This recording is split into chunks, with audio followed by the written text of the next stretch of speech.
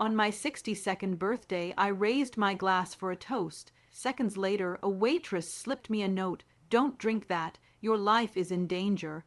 5 minutes later, my daughter-in-law was on the floor, poisoned by the drink that was meant to kill me. I remember it as if it happened just yesterday, even though months have passed. My 62nd birthday, a night that was supposed to be filled with nothing but joy and laughter, turned into the beginning of the most frightening chapter of my life. The restaurant was glowing that evening, filled with the soft hum of conversation, the clinking of cutlery, and the smell of garlic and basil drifting through the air. My son, Marcus, had chosen the place because he knew it was my favorite. Bless his heart, he wanted to make me feel special. He sat beside me, smiling the way only a son can smile at his mother, while his wife, Allison, sat across from us, her lips pulled into that tight smile of hers I'd never quite trusted.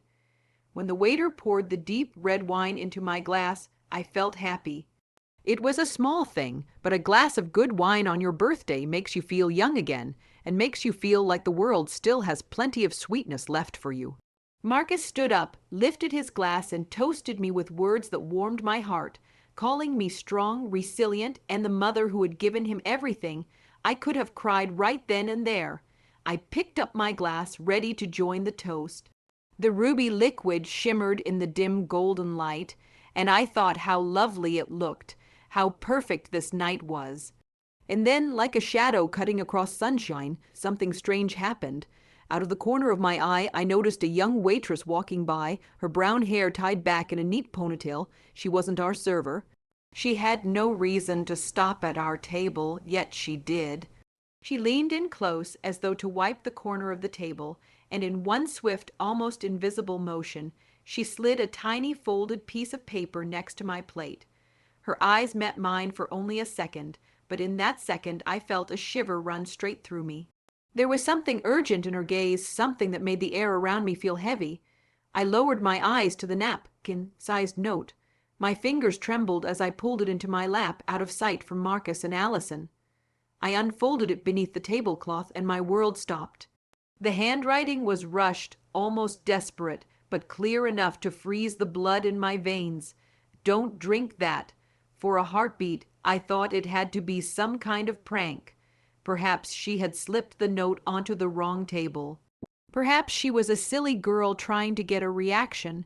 But when I lifted my eyes, the waitress was still watching me from a few steps away, her face pale, her look intense. She meant it. I glanced at my glass again, the very one I had been about to bring to my lips. Just moments earlier it had looked harmless, even inviting. Now it seemed sinister, as though the deep red had turned darker, hiding secrets I didn't want to uncover. I tried to steady my breathing, to keep my face calm. Marcus was still talking, his voice full of warmth, and Allison was smiling that stiff smile, her hands trembling just slightly as she held her own glass. Had she noticed? Did she know? My heart pounded so loudly I was sure they could both hear it. But I forced myself to sit still, nodding at Marcus as if nothing at all had happened. Inside, though, I was in a storm. Questions raced through my mind. Why would my drink be dangerous? Who would want to harm me? And why did this stranger, this waitress, care enough to warn me? I excused myself, saying I needed the restroom, and walked away with legs that felt like they were made of paper. In the safety of the bathroom stall, I opened the note again, praying the words had changed, that I'd misread it. But no, they were the same. "Don't drink that." I looked at myself in the mirror. My reflection showed a woman who had seen many hard years and survived them all, but in that moment she looked terrified, small, and almost fragile. And yet beneath the fear, I felt a spark of determination. If there was danger at that table, I needed to face it with open eyes. When I returned, I sat down as calmly as I could, though every nerve in my body was screaming. Marcus was chatting about work, blissfully unaware. Allison's eyes, though, they flicked toward my glass, then back to my face, as if waiting for something. That was when my suspicion grew into certainty.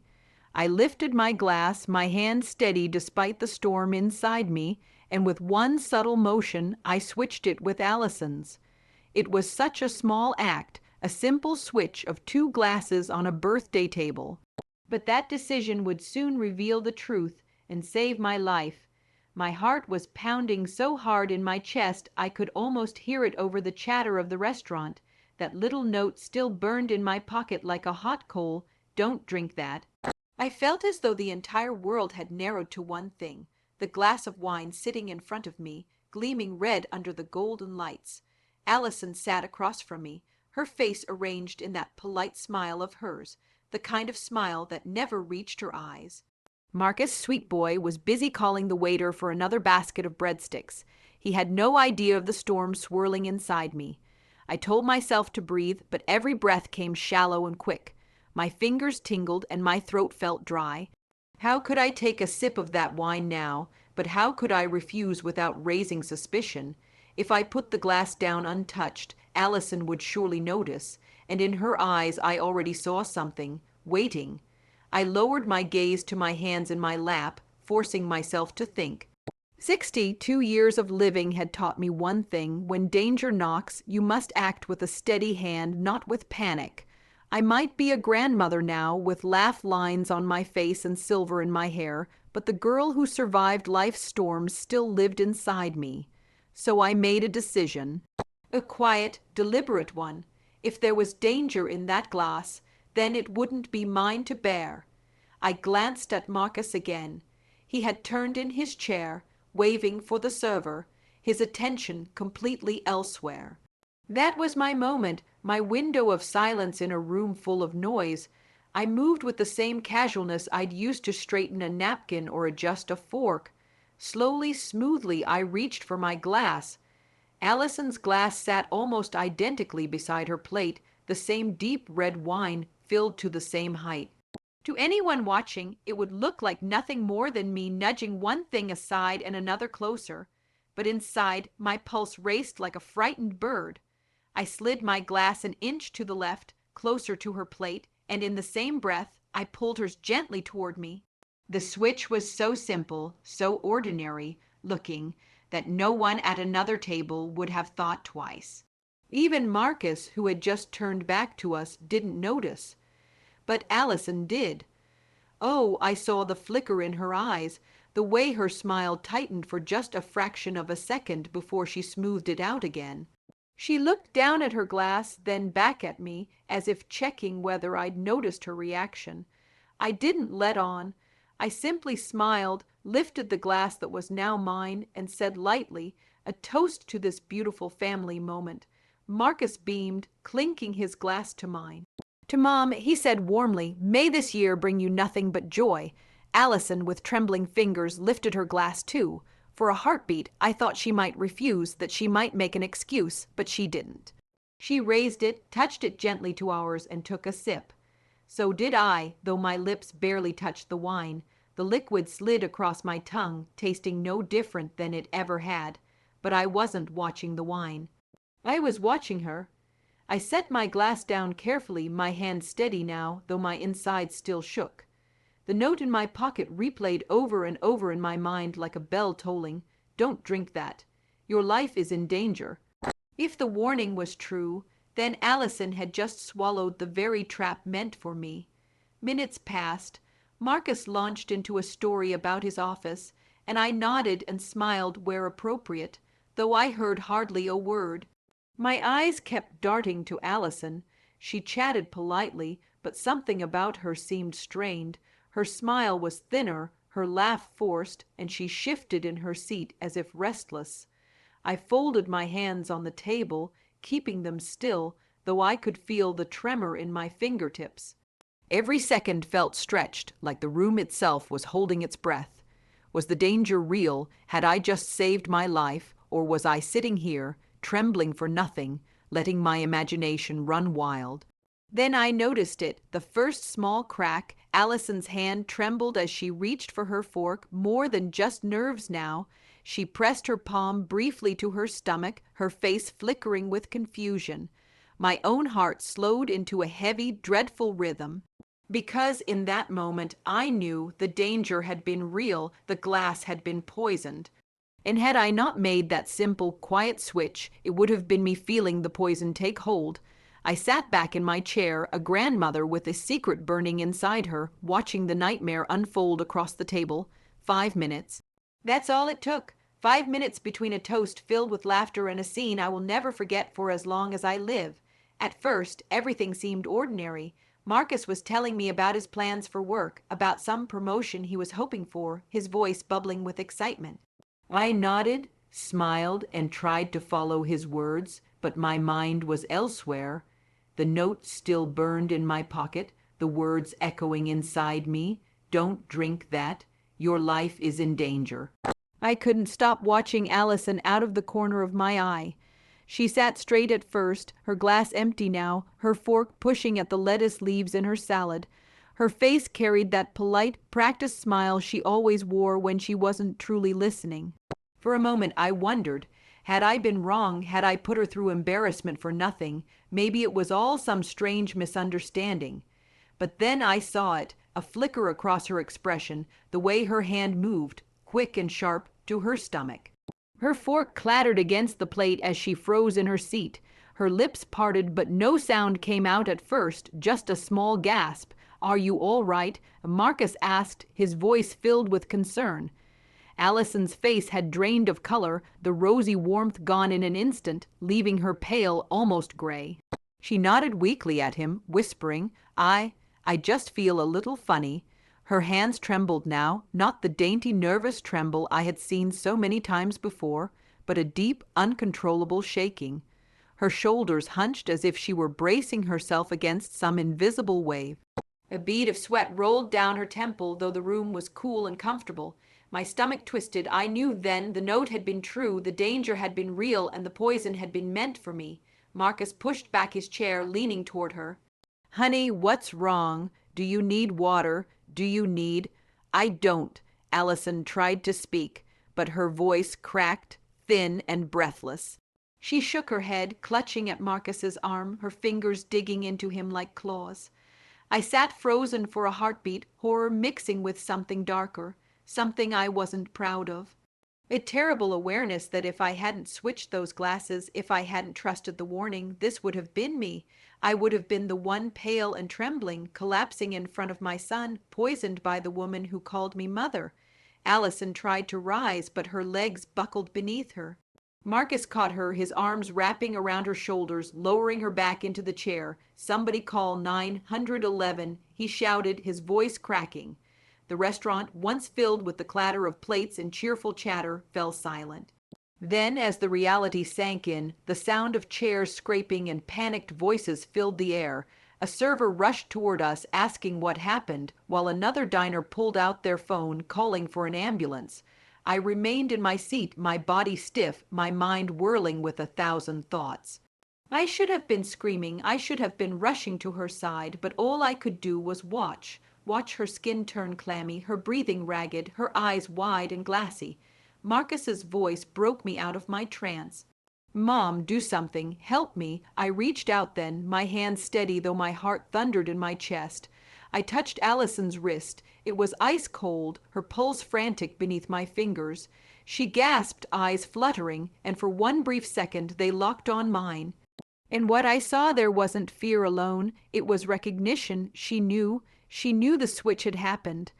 The ambulance siren wailed faintly in the distance, growing louder as seconds crawled by. Marcus kept whispering, "Hold on, Allison, hold on." His voice shook with desperation. But I couldn't tear my thoughts away from the truth. The poison was never meant for her. It was meant for me. She had poured my death into that glass with her own hand, and now she was the one fighting for breath. As the paramedics rushed in, pushing through the cluster of horrified diners, I sat back, my hands folded in my lap. I didn't say a word. I didn't cry out. I just watched them lift her, watched the life drain from the woman who had planned to take mine. And inside, I whispered to myself the truth that chilled me to the bone. It should have been me. I'll never forget sitting in that cold, too bright hospital room, my coat still smelling faintly of Garlic and wine from the restaurant. Marcus sat beside me on one of those hard plastic chairs, his knees bouncing up and down, his hands raking through his hair. We'd been waiting for what felt like hours, though it was probably only 40 minutes. Allison had been whisked away on a gurney, pale as paper, tubes and wires already sprouting from her arms. I sat with my pocketbook clutched to my chest, the little folded note still inside like a talisman. Don't drink that. It kept echoing in my mind. My fingers kept brushing it as if to reassure myself it was real. When the door finally opened, a young doctor with a neatly trimmed beard walked in, his expression heavy. He sat down across from us instead of standing, and in that instant I knew. This was not going to be good news. Doctors don't sit unless it's serious. Are you Mrs. Whitlock's family? He asked gently. Marcus straightened. I'm her husband. This is my mother. The doctor's eyes flicked to me, full of something between pity and alarm. Your wife is stable for now. He said slowly, but we need to talk about what caused her collapse. He paused, choosing his words, and my stomach tightened. The blood work shows extremely high levels of digoxin in her system. It's a heart medication. In normal doses, it regulates rhythm, but the amount we found is... He exhaled. Potentially lethal. Marcus blinked. Digoxin, but she doesn't have heart problems. She doesn't even take heart pills. What are you saying? I heard my own voice before I realized I was speaking. Are you saying she was poisoned? The doctor hesitated. I can't make a legal determination, but I can tell you this dose didn't get into her system by accident. We've already notified the police. They'll want to speak with you both. I felt as if the floor had dropped out from under me. My fingers gripped the armrest of the chair. Marcus started pacing, muttering that this was impossible, that no one would want to hurt Allison. But I wasn't looking at Marcus. I was looking inward, at 100 little moments I had brushed off as aging. The dizziness in the afternoons, the heaviness in my limbs after her visits, the forgetfulness she kept pointing out, the days when I'd felt too tired to get out of bed after she brought me tea. One by one, like puzzle pieces sliding into place, it all made sense. Oh, Lord, I whispered. She's been drugging me. Marcus stopped pacing. Mom, what? I pulled the crumpled note from my pocket and handed it to him. My hands were shaking, but my voice came out steady. This is what the waitress gave me at the restaurant. That's why I switched glasses. That's why she's sick now instead of me. He read the note and I watched the color drain from his face. No, he whispered. No, are you telling me, Allison? That's exactly what I'm telling you. My voice cracked, but I forced myself to keep speaking. She's been slipping something into my food, into my drinks, slowly, for months, making me look confused, making you believe I was losing my mind, and tonight... I glanced at the ER doors. Tonight she tried to finish the job. Marcus sank back into the chair, covering his face with his hands. His shoulders shook. God help me. He said, I thought she was taking care of you. I know, baby. I reached over and patted his arm. She fooled me too. She fooled us both. The doctor had stayed quiet out of respect, but his eyes told me he understood. We'll run tests on you as well, Mrs. Montgomery. He said softly, if you've been ingesting this medication, we need to know how much. I nodded numbly. All around me the world went on monitors beeping, nurses calling codes over the intercom. But inside me a different world had cracked open. My own daughter-in-law had been quietly poisoning me, planning my decline like a gardener tending weeds. And the most terrible part, I had believed her, believed the stories she told Marcus, believed that my forgetfulness was real, that my body was betraying me, when all along it had been her. Sitting there in that hospital chair, I felt a wave of grief wash over me. Not just for myself, but for Marcus, for the life he thought he had, for the trust that had been broken. But beneath the grief another feeling stirred, a steady, rising anger. She had taken my strength, my dignity, and my confidence, one drop at a time. And she had almost succeeded, almost. I straightened my shoulders. The doctor excused himself to call the detectives. Marcus sat silently, staring at the floor. I reached into my purse and touched that waitress's note again. A simple scrap of paper that had saved my life. Right then, in that cold hospital waiting room, I promised myself something. She would never take another day from me, not my life, not my sanity, not my son. I was still here. And now, finally, I knew the truth. I didn't see it at first. That's what still haunts me most. For months, I thought Allison was simply being helpful, even thoughtful. She would come by the house with her tidy little notebooks, asking if I needed groceries or reminding me to take my vitamins. She'd watch me closely when I cooked or gardened, her eyes always sharp, as if she were waiting for me to trip or stumble. At the time, I thought she was just overprotective, but looking back now, I can see how carefully she planted her seeds. She began with small comments, almost casual, said with that soft, pitying smile of hers. "Celeste, you already told me that story yesterday. Don't you remember? Or, Mom, you left the kettle on again. Maybe you're just a little more forgetful lately." At first, I brushed it off. Everyone forgets things. Everyone repeats stories, but she said it often enough that I started to wonder. Then she began whispering these things to Marcus. I didn't know it then, but he later confessed to me. She would sit beside him on the couch when I left the room, lowering her voice just enough. "Marcus, I'm worried about your mother. She seems so confused sometimes. Don't you notice? Marcus, bless his heart, wanted to believe his wife was simply concerned. He'd lost his father to Alzheimer's years ago, and that fear still lived in him. Allison knew that, and she twisted it like a knife. She told him I might be slipping, that dementia often starts with little things, a forgotten pot, a repeated story, a missed appointment. One evening, Marcus came over and looked at me with such tenderness it almost broke me. 'Mom,' he said gently, 'have you felt more forgetful lately?' I laughed, brushing it off. 'Of course not, darling. I'm sharp as ever.' But I could see the doubt flicker in his eyes. He trusted me, but Allison had already started working on him. Not long after, she took it further. Marcus told me later how she had planted the idea like it was nothing more than common sense. She said, 'Marcus, what if something happens to your mom? What if she forgets to pay her bills or signs something she shouldn't? Don't you think it would be wise if you had power of attorney just to protect her? Just to make sure everything's in order, power of attorney.' Such an official sounding phrase. To me, it meant handing over control of my savings, my house, and my life. To her, it was the golden key she was after all along. Marcus hesitated. He didn't want to insult me by suggesting it, but she was relentless. She'd say, 'You know I love your mother, but she needs our help. If you really care about her, you'll take this step.' And the cruelest part, she made it sound like love, like care, like responsibility, when in truth it was nothing but greed dressed up in concern. I began to notice the little ways she'd test me in front of Marcus. She'd ask, 'Celeste, what day is it today?' as though it were an innocent question. Or, 'Did you remember Marcus's childhood friend's name?' If I hesitated for even a second, she'd shoot him a look, that tiny shake of her head that said, 'See, she's slipping.' And Marcus, poor boy, believed her more and more. He even sat me down one Sunday afternoon, hands folded nervously. 'Mom,' he said, 'maybe we should talk to a lawyer just in case, to make things easier for you later.' His voice cracked on the words like he hated to say them. I felt something cold crawl through me then.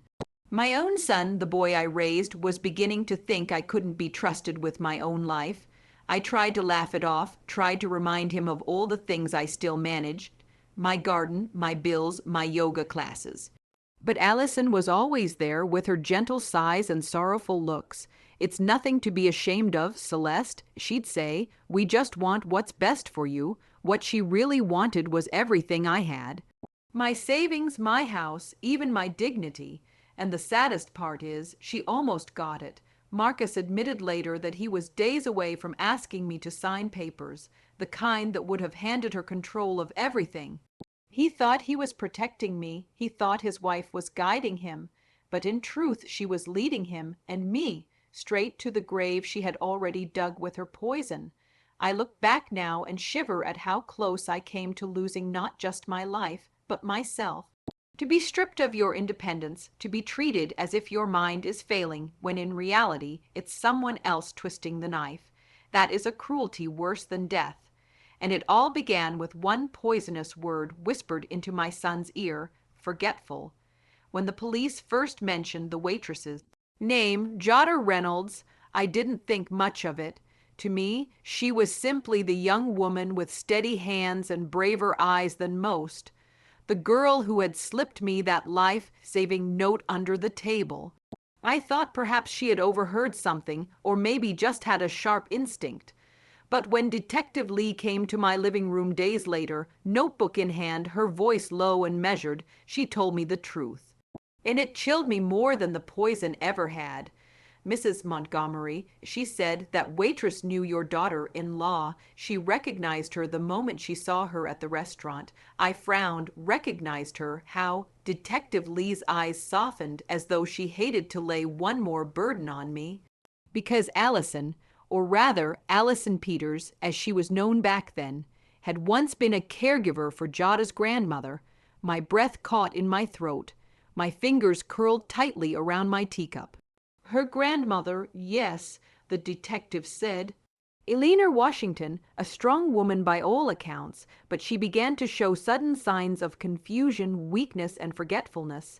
The family thought it was dementia. Within 6 months of being placed in assisted living, she was dead. Officially heart failure, but Jada never believed it. The room seemed to tilt. My heart hammered as the pieces began falling together. That brave girl hadn't been some random savior at all. She had been carrying her own grief and her own suspicions, and she had been watching Allison like a hawk. The next day, I asked to meet her. When she walked into the coffee shop, I was struck by how young she was, barely 23, with a petite frame and hands that fidgeted nervously around her mug. Yet her eyes, oh her eyes, held an old pain, the kind that only comes from losing someone you love. She sat across from me, cleared her throat, and spoke with a steadiness that belied her years. Mrs. Montgomery. She said, I've been waiting a long time to meet you. I reached across the table and took her hand. My dear, you saved my life, and for that I don't have enough words to thank you. Tears welled in her eyes, but she shook her head. I couldn't save my grandmother. Eleanor was everything to me, strong, independent, just like you. Then Allison came into her life, offering help, bringing her food, and checking in every day. At first, we thought she was an angel, but then... Her voice broke and she pressed her lips together before continuing. Then Grandma started doubting herself, saying she was forgetting things, saying maybe she was sick. Exactly the way you described. My chest tightened. I squeezed her hand. Oh, child. She would tell me, Jada, maybe Allison's right. Maybe I'm not well. And I wanted to believe her, but something in my gut told me otherwise. Grandma had been so sharp, so full of life. It didn't make sense, and then out of nowhere, heart failure, just like that. She looked down at her cup, her voice quieter now. I tried to tell people, the police, the nursing home staff. No one would listen to a grieving college girl. They said old people die, and dementia leads to confusion. Case closed. I felt my throat tighten. How many times had I almost believed the same lie? How close had I come to being written off as a confused old woman, slipping quietly into the shadows? Jada lifted her chin then, her eyes burning. So when I saw Allison at that restaurant, I knew she'd found another victim. And when I saw her glance at your glass of wine, I couldn't stay quiet. I had to warn you. I wasn't going to let her do it again. I sat there in stunned silence, realizing that this young woman's grief had been the very thing that saved me. Her pain had sharpened her eyes, giving her the courage to act when no one else would. Jada. I whispered, you didn't just save me, you've given me back my life, and together we'll make sure no one else ever falls into her trap again. For the first time since that cursed birthday dinner, I felt something stirring inside me that wasn't fear or anger. It was resolved, a strength I thought had been stolen. Allison had thought herself clever, hiding behind compassion, wrapping her cruelty in the disguise of care. But she hadn't counted on Jada's memory or on the fierce love a granddaughter carries for the woman who raised her. In the end, it wasn't the police or the doctors who first unmasked Allison's evil. It was a young woman with haunted eyes and a brave heart. And as I looked across the table at Jada, I realized something else too. Sometimes when family betrays you, salvation comes from a stranger or from another victim who refuses to stay silent. When Allison finally confessed, it wasn't the grand, tearful apology one might imagine. No, her words were sharp, almost careless, like a woman relieved to lay down a heavy burden. She admitted to poisoning me, to lying to Marcus, and to weaving her web of deceit with careful patience. She even admitted to harming others before me, speaking of it as though it were nothing more than housekeeping. A distasteful chore, but necessary for her future. Hearing those words should have broken me. Perhaps years earlier they would have, but instead, as I sat there listening to her strip away the last of her masks, something inside me hardened, not into bitterness, but into steel. For months she had chipped away at me, drop by drop, spoon by spoon. She had stolen my energy with her tease, my peace with her false concern, and my dignity with her whispered accusations of forgetfulness. Worst of all, she had stolen my confidence. I had begun to doubt my own mind, to look at myself in the mirror and wonder if I was becoming a burden, if perhaps my son was right to worry. But now the truth was laid bare. I wasn't sick. I wasn't weak. I wasn't losing my memory. I was being poisoned. And the moment that truth landed in my bones, I felt a strength I hadn't felt in years. A strength that comes only when you've been dragged through the fire and realize you're still standing.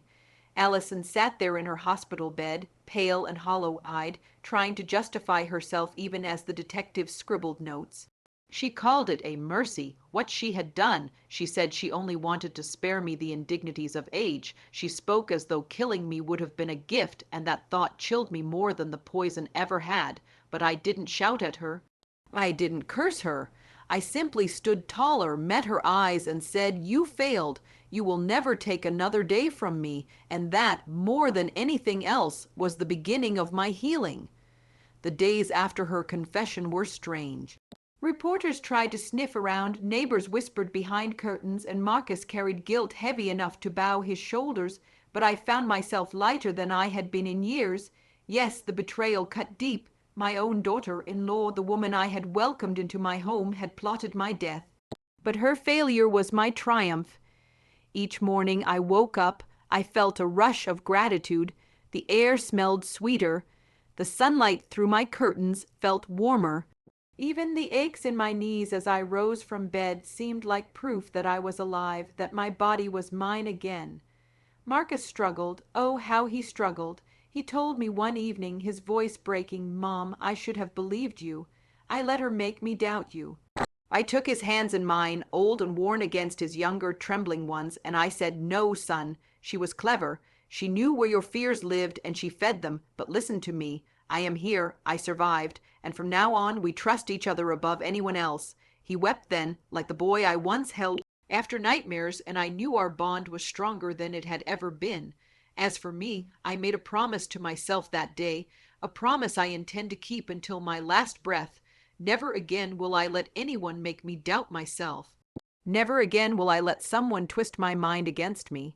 If I forget a name, so be it.